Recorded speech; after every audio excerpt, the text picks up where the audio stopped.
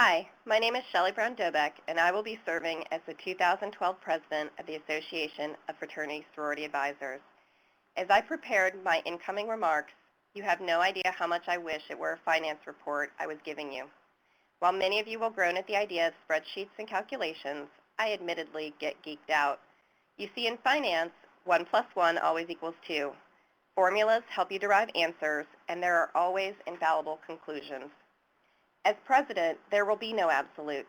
I will be shifting to a role of leadership, overseeing the strategic direction and operations which shape our member experience and enable our association to realize our mission of enhancing our members' abilities to foster impactful fraternity sorority experiences. And if that weren't challenge enough, I will be doing so in a time of great transition of our association. I had a hard time getting started on my remarks as a result. For many presidents, the incoming speech is a time to forecast what you want to accomplish and how you define priorities in the upcoming year. I could simply re-articulate key points of the strategic plan and pull out key deliverables that the board and volunteer and staff will prioritize. But as I listen to our members, it seems more important to shift my comments to how we are going to accomplish our work, ensure quality services to you, our members. Let's start by taking a closer look at how AMCs work. By now, most of you are aware that AFA has approved the creation of a fraternal association management company in partnership with AFLV, and that AFA will contract with the new AMC for full management services. But what does that mean to our member services, to our volunteer roles, and to our quality of resources? An association management company is a professional service firm of skilled professionals who provide management and specialized administrative services to associations and professional societies. The AMC traditionally uses a for-profit approach that runs not-for-profit associations like businesses. AFA will pay only for the time that staff specialists work on the association needs. We will benefit from professional expertise for a fraction of what it would cost to hire full-time staff. In the AMC model, our associations will receive full-time expertise for part-time needs. I think it is profound to look at how our 2010 staffing structure of 4 will transform into 10 in the upcoming months. Efficiency is one of the key guiding principles of AMCs and can be found in many different areas, including technology investment, upgrades and training, buying power and participation in discount purchasing programs, systems and procedures for managing the association, staff experience with issues important to associations, team assignments, again, full-time expertise of staff to meet part-time needs of the association in areas such as accounting, graphic design, editorial, public relations, and marketing services.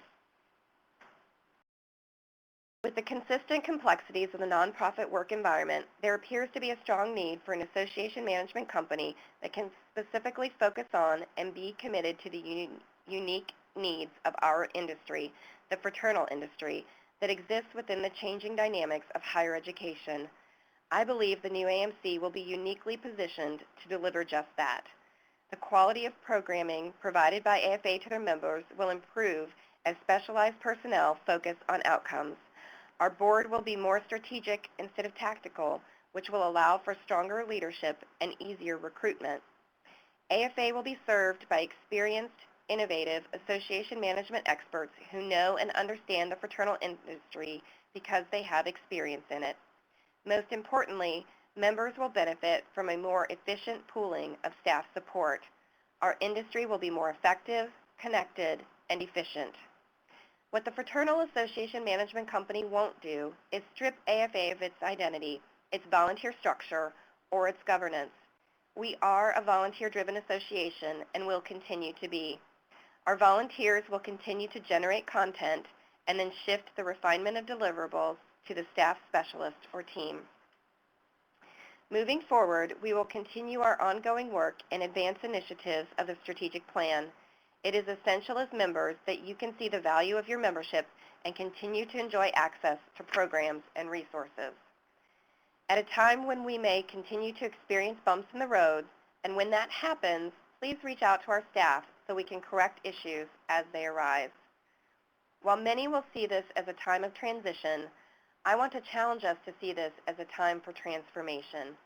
It is my intent that you experience seamless membership services as we move forward and have confidence in the association's ability to meet your needs. The board has committed to communicate more effectively with you over the course of our staffing transition so that you can arrive at our point of transformation with confidence. We can't guarantee over the course of the next 6 to 12 months that things will be as simple as 1 plus 1 always equaling 2, but we can assure you that we will do the work necessary to continue to address member needs and advance the work of the association. So I guess the last of my remarks are to share with you or give you insight into the woman you've selected to lead the charge. My former students very much wanted me to give a theme song in my comments. Rest assured, I squashed the flash mob idea. This is a business meeting and needs to stay focused on the business of the association. But as we laughed together, sharing appropriate and sometimes inappropriate themes, we came up with one I just couldn't help but latch on to. You see, my daughters and I love to watch Glee, and the first season was one of my favorites. The theme song of sorts that year was a remake of a Journey classic. First line, just a small town girl. So here's where I take a risk by asking for crowd participation. Please indulge me while I attempt to help you see my interfraternal, personal, and professional development journey to understand its impact on my leadership and how that ultimately will play out for the association. I grew up in a small town not too far from St. Louis. Delavan, Illinois boasts about 1,600 residents, has one flashing red light, and the graduating class of 1993 was only 38 people. I went to college at Southern Illinois University, where I affiliated with Delta Zeta Sorority in 1994, easily one of the best decisions I ever made. To my mind growth, to my self-faith, that I may walk truly in the light of the flame, words that have guided me long beyond my college years.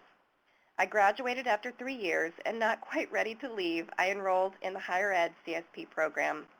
My fraternity sorority community, advisors, and faculty who mentored me along the way had a profound impact on my understanding of higher education and shaping my undergraduate and graduate experiences. For members of my SIU and members or staff of Delta Zeta, would you please stand and remain standing? This is the participation point that I warned you about. From SIU, I journeyed to Bowling Green State University, where Lisa Fedler-Swantek hired me despite my showing up in sweatpants and a t-shirt after the airline lost my luggage. Quick note to graduate students in the audience, always travel like the interview begins at the airport in case that doesn't work out for you. During my time at BGSU, I had the opportunity to be a part of an incredible team and discovered a passion for working with graduate students. I was assigned to advise the NPHC, a role that broadened my understanding of interfraternal community and fueled another area of passion in my work. Several of my undergrad and graduate students remain in the field and are at the St. Louis meeting today. Would you please stand and remain standing? In 1999, I had a transformative experience when I participated in the Interfraternity Institute. I hold firm that the group of men and women I attended with have continued to be some of the most involved leaders, volunteers, and professionals in the movement for more than 12 years now. We were mentored by some of the best minds in the field, several of which continue to serve as our personal mentors today. With a class of 99, our fellows, our leads, and our facilitators, please stand and remain standing. In 2001, I was welcomed by the Campus Speak family as a facilitator of SALAD. Little did I know at the time what a profound impact that experience would have on my skills and my relationships. I've had the pleasure of facilitating curriculum for more than 100 campuses and have learned so much from my co-facilitators and real conversations with students. If you are part of the Campus Speak staff or facilitation services team between 2001 and now, please stand and remain standing. In 2001, I relocated to NC State University, where I have been empowered to facilitate change in our student culture for 11 years now. It was hard to see progress in the first few years, but looking back over time, I am able to see that slow and steady progress has enabled us to move our community forward. Thank you to Dr. Tim Luckadoo, our Associate Vice Chancellor for Student Affairs, and John Mounts for giving me the freedom and latitude to be effective in my work. My success there is defined by both my students and my grads that I have mentored over the years and continue to support as they enter the field. A funny thing happened along the way, though. As much as they believe they have learned from and inspire me, it truly goes both ways. They are the crazy crew of folks that made buttons with my face on them and sold SBD stickers to raise money for the foundation. I didn't know at that time to add turtles into my script. I am forever humbled by your unwavering support and faith in me. You are my greater than self realized. Lastly, I can't talk about my NC State family without mentioning another special person who came to be with me the day that I accepted the presidency. We don't often get to live in the presence of heroes, and yet I have the amazing gift of sharing my world with Mindy Sofer every day. Would my NC State family please stand and remain standing? In 2005, I was elected to the Executive Board as Vice President of Administration and Finance. Engagement in the Executive Board has challenged me to elevate the level of discourse. Over my 5 years on the board, we have spent much time grappling with difficult issues and finding consensus. It has challenged me to think more critically, encouraged me to listen more, and examine outcomes, including the why versus the what. Sometimes, spending time there allowed me to come back to my routine tasks with more creative energy. Engagement and strategic planning has been transformative to the way I approach my professional and volunteer work. I no longer look at what I am planning this week or this year, but find myself wanting to engage in revisioning of my work and examining how to gain the desired long-term impact from my day-to-day interactions with students. Will members of the 2006, 2007, 2008, 2009, and 2011 boards and staff please stand and remain standing? Last but not least, Mom and Dad, thank you for coming to be a part of my day, for raising me to be a strong and independent woman. My sister Stacy, thank you for being a great big sister and not saying anything to embarrass me. My husband Chris, thank you so much for being a great dad, especially when I'm on the road. I know the toll that takes on you. Emma and Reese, I hope you are proud of me and understand that the work I do is to ensure opportunities for you in the future. Know that you are always my number one priority. So what do all the folks in the room standing represent?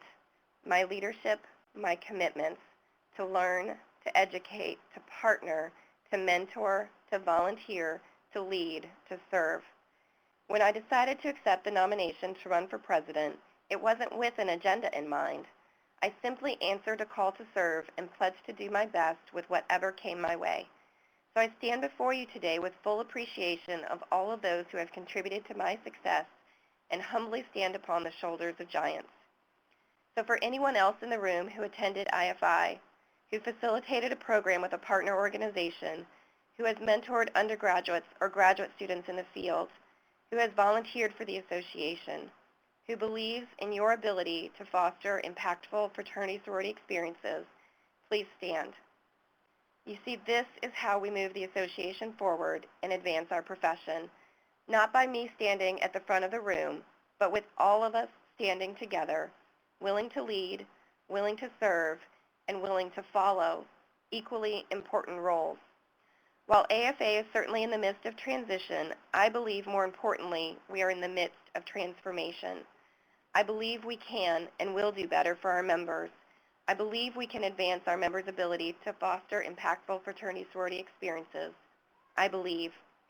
Thank you for being part of the journey. I wish you the same growth, development, and amazing AFA experience. Don't stop believing.